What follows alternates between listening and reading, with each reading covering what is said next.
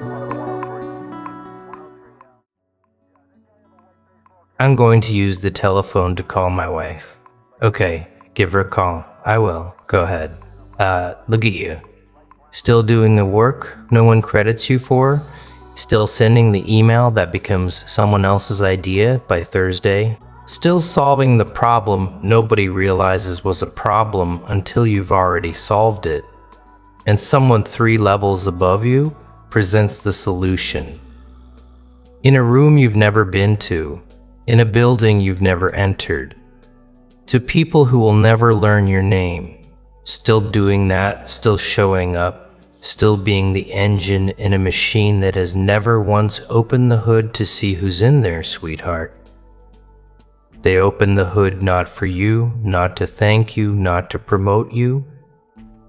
They opened it because something broke, and when they traced the wiring back to see where the power was coming from, they found your fingerprints on everything and no file with your face in it. Here's what happened. I want to tell it to you slowly. This ain't chemistry. Okay, this is art. Cooking is art, because you've earned the slow version. Tuesday, 14th floor. A room with a view you will never see from that side of the glass.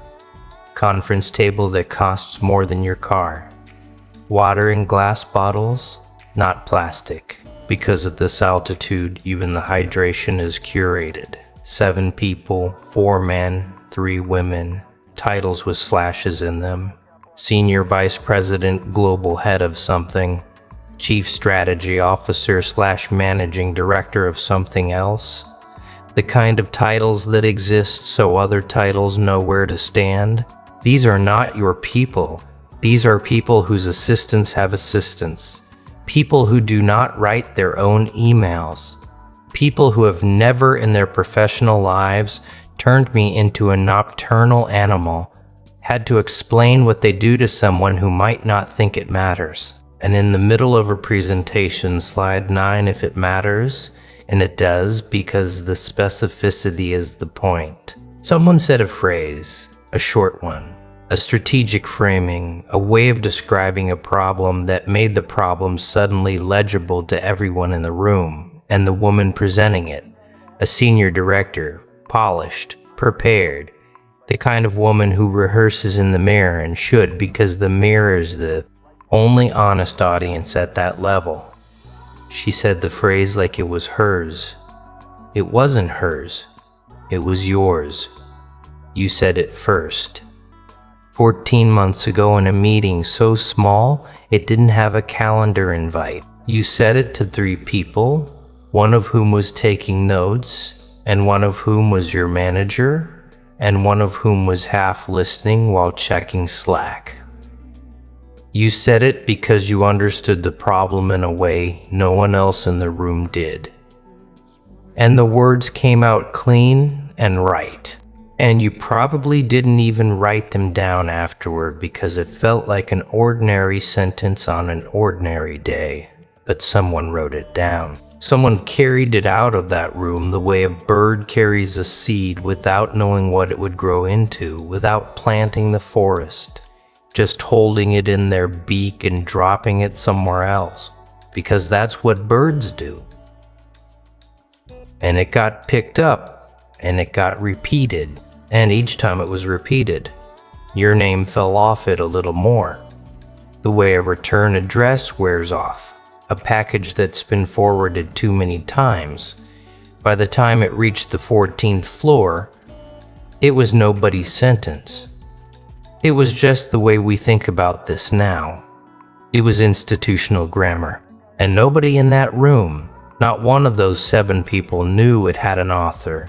Nobody knew it started in a room without a calendar invite, spoken by a person who went back to their desk afterward and ate a granola bar and answered 4 emails and did not feel historic. But then something happened, something that doesn't happen often on the 14th floor, because the 14th floor is designed to prevent it. Someone asked where it came from. Not the woman presenting. She didn't flinch. She'd been using the phrase long enough that she probably believed it was hers by now. You want a wire? I got a wire. Speak into the mic the way you believe a song is yours after you've hummed it for a year. No, it was a man at the far end of the table. Older. Quiet, in the way that only people who don't need to prove anything are quiet. He has been in that room longer than anyone else, and he speaks the least. And when he speaks, the room changes temperature.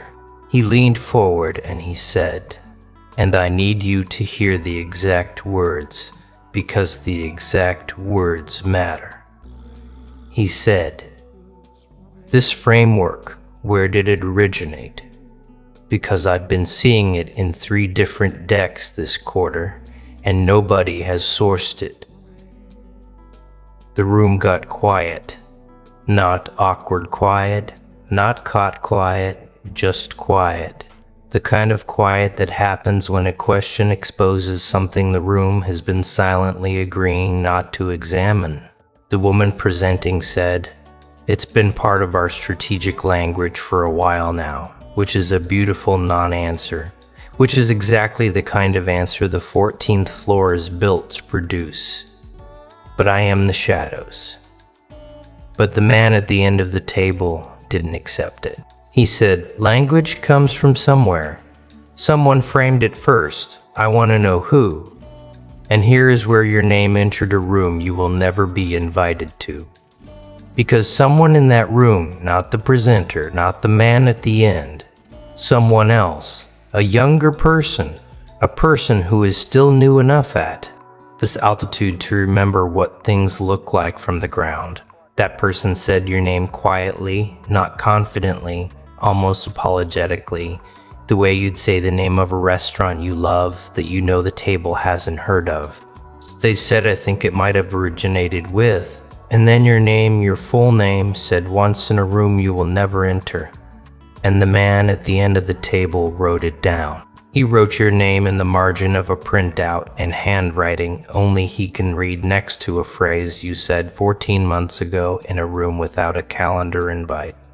And that is the closest you will ever come to being in that room. A name in a margin in ink on paper that will be recycled by Friday. But here's what happened next. And this is the part that matters more than any of it. Let me walk you through the chain because the chain is the story. The chain is where the crime happens. And it isn't a crime anyone would recognize because nobody in the chain is a villain. That's what makes it so hard to be angry about. 2 dudes that turned into raspberries, slushing flush down my toilet. I can't even take a proper dump in there. That's what makes it sit in your chest like a stone you can't cough up. You said the phrase to 3 people. One of them, your manager, used it in a weekly update. He didn't steal it. He didn't put quotation marks around it either. He just used it the way people use language they've absorbed, as if it had always been in the air. His manager read the update and liked the framing and used it in a deck she was building for a quarterly review. She didn't steal it either. She'd already forgotten where she first heard it. It had become part of how she thought about the problem, and she thought she was articulating her own thinking, and in a way she was, because your words had become her thinking. That's what good framing does. It disappears into the person who hears it. It becomes invisible, and invisible things don't get attributed. From her deck, it went to a strategy document. From the strategy document, it went to a talking point. From the talking point, it went to the senior director who stood on the 14th floor and said it like she'd thought of it in the shower. 5 people between you in that room. 5 ordinary, well-meaning, busy people who each picked up a sentence and carried it 1 floor higher and set it down without a return label. Nobody conspired. Nobody schemed. The system just works this way. Ideas rise, names don't. And the further an idea travels from its author, the more it looks like it belongs to whoever's holding it. By the time it reached the 14th floor, it belonged to the building. It belonged to everyone and no one. It belonged to the culture, which is a polite way of saying it belonged to everyone except you and the young person who said your name. Let me tell you what's happening to them right now. They're at their desk. They said your name 36 hours ago and they've been thinking about it since. Not because anyone punished them. Nobody reacted badly. The man at the end of the table nodded. The presenter moved on. The meeting ended, but the young person knows what they did. They traced a thing back to its source out loud in a room that is designed to make sources invisible. The city is in the caterpillar, doesn't spin a cocoon and wake up a butterfly. And they're sitting with the quiet, complicated knowledge that saying your name was the right thing to do. And also the kind of thing that doesn't get rewarded at that altitude. Nobody will thank them for it. Nobody will put it on their review. They broke a small unspoken contract. The contract that says we don't ask where things come from, we just use them. And breaking that contract doesn't get you fired. It gets you remembered as the person who makes things uncomfortable. They're thinking about you right now in the way that only someone who is 3 years away from becoming you thinks about you, with recognition, with dread, with the early understanding that the building will take their ideas too eventually, the same way it took yours. One floor at a time, one meeting at a time, one missing quotation mark at a time. After the meeting, the man at the end of the table did something he almost never does. He looked you up. Not on the company directory, on the actual org chart, the one with the lines and the boxes and the hierarchy laid out like a family tree drawn by someone who doesn't believe in love. He found you. He found your box. He saw where you sit in the architecture. And he saw that you sit 4 levels below the room your words just furnished. 4 levels. He didn't say anything about it to anyone. That's not what men like him do. Men like him don't send emails about things like this. They note them. They carry them. So they fold the information into a private understanding of how the building actually works versus how the org chart says it works, and the distance between those two, the actual building and the org chart, that distance is you could be a problem. Problems? Just opportunities that haven't presented themselves. You are the gap between what the company says it runs on and what it actually runs on. Let me tell you what you are to that building, because nobody has. Nobody has ever sat you down and said this, and you need to hear it. Even if hearing it makes you angry, even if it makes you tired, even if the first thing you do with it is argue, you are the original text. Everything above you is a translation. Some of the translations are good. Some of them are polished and professional, and they perform well in rooms with glass water bottles. But they are translations. They are versions of a thing you said first in plainer language in a smaller room to people who weren't listening hard enough. And translations, no matter how skilled, always lose something. They lose the heat. They lose the specific weight of a sentence that came from a person who actually understands the problem because they live inside the problem. Because they live inside the problem, not above it. The 14th floor speaks about the problem. You speak from it. That's the difference. That's the thing the room can feel but can't name. That's why the man at the end of the table wrote your name down. Because he is old enough and honest enough to know the difference between a translation and a source. Now I know what you're doing right now. I know the part of you that hears this and immediately converts it into bitterness. I know the math you're running. 14 months, 4 levels, 7 people who don't know my name. The woman who said my words like they were hers. I know that math. I've watched you run it before. And I need you to stop. Not because the math is wrong. The math is right. You are uncredited. You are unseen. You are operating at a level that the building benefits from without acknowledging. I said we just moved there, Ario. I mean, you can do your art, like you can paint like the local castles, and I can be a bush pilot. That is real. That is not something I'm gonna dress up and call a blessing. It isn't a blessing. It's a structural injustice, and it's boring, and it's old, and it happens to people like you every single day in every building in every city on Earth. But here is what the math doesn't show you. The math doesn't show you that the phrase survived.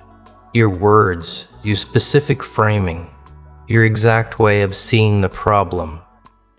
It climbed 14 months and 4 levels and survived intact. It survived the telephone game. It survived the attribution loss. It survived being repeated by people who didn't understand it as deeply as you do. It arrived on the 14th floor, still sharp, still useful, still the clearest articulation of the problem that anyone in that room had heard. That is not normal. Ideas do not normally survive that journey. Most of them die on the 2nd floor. Most of them get diluted into mush by the 3rd meeting. Yours arrived on the 14th floor with its spine still in it. That means the idea is structurally sound, and structurally sound ideas don't come from people who are in the wrong place. They come from people who are in the wrong place. They come from people who are doing the right work in the wrong room. And here's the other thing the math doesn't show you.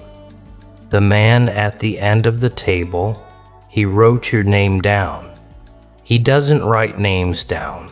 His margins are famous for being clean. He is a man who has sat through 10,000 meetings and taken notes on maybe 200 of them.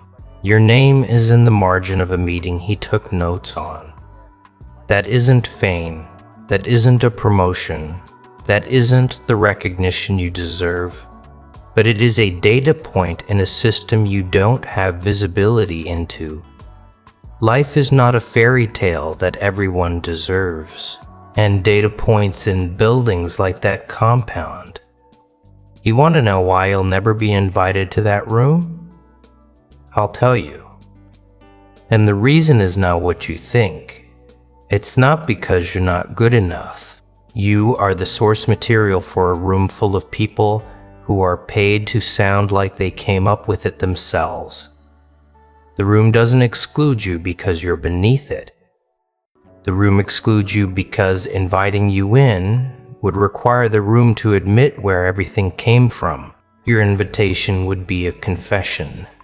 Every person in that room who has ever used your framing without sourcing it, who has ever presented your thinking as institutional knowledge, who has ever climbed a rung on a ladder built from your sentences, every one of them would have to sit across from you and know, not apologize. They'd never apologize, just know. And knowing for people at that altitude is worse than apologizing, because apologizing is an event you can schedule and survive, and knowing is a weather system that never leaves. So they keep you out, not with malice, with architecture, with org charts that put 4 levels between you and the room your ideas already occupy, with titles that tell you where you belong and job descriptions that tell you what you're for. And you, because you are decent and professional and not the kind of person who storms the 14th floor demanding credit, you stay where they put you, and you keep producing, and your work keeps climbing. And the distance between where you sit and where your ideas land keeps growing, and the building keeps running on a fuel source it refuses to name. Here's what I want you to take with you tonight. The room will never invite you. I'm just a guy that got fed up with men like you, and I decided to do something about it. That's what makes you dangerous. That is probably true. And I'm not going to pretend otherwise, but the room doesn't own the idea. You do. The room is renting it. The room is leasing your language at a markup, presenting it in better lighting, serving it in glass bottles instead of plastic. But the water is yours. It was always yours. And somewhere in the margin of a printout that will be recycled by Friday, a man who speaks the least and matters the most just wrote your name down. Not because someone told him to, because he asked a question that nobody wanted answered, and the answer was you. That name in that margin is not a promotion. It's not justice. It's not even close to enough. But it is proof that the source can be traced, that the original text still has an author, that the building knows somewhere in its private memory exactly who is keeping the lights on. You won't be in the room, but you're in the walls. You're in the wiring. You're in the language they speak without knowing where they learned it. And one day, not today, probably not tomorrow, but one day, someone at that table is going to say your phrase again. I will own him when this is over. Every cent he earns, every cent his wife. And the man at the end is going to tap the margin where your name is written. And he's going to say very quietly to no one in particular, I'd like to meet this person. And he won't be able to because by then you'll have already left the building. Not because you gave up, because you finally built a room of your own, with your own table, with your own glass bottles, with your name on the door instead of in the margin. And the phrase that furnished their 14th floor will be hanging in your lobby, framed, attributed in your handwriting, dated 14 months before they ever heard it. And when they visit, and they will visit because rooms built on borrowed language eventually need to meet the lender, they'll see it on the wall and they'll know.